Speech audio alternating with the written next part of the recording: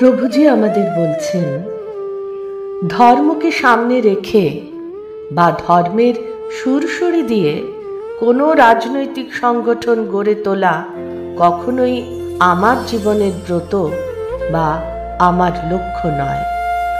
এ ধারণা কারো মনে বদ্ধমূল হয়ে থাকলে তা একেবারে ভ্রান্ত ধারণা। তা হলো উচ্চতর ভাবনা থেকে মনকে এক ক্ষুদ্রতর চিন্তায় নিয়োজিত করা। রাজনীতি হলো অসীম সমুদ্রে ভাসমান বুদ্বুদের ক্ষণিক খেলা মাত্র। এ খেলার জন্য বিরাট কোনো সাধনা, ত্যাগ ও বৈরাগ্যের প্রয়োজন হয় না। মনে রাখতে হবে, বুদ্বুদের এই ক্ষণিক খেলা মাত্র জীবন নয়। জীবনের তাৎপর্য, জীবনের সার্থকতা আরও গভীরে।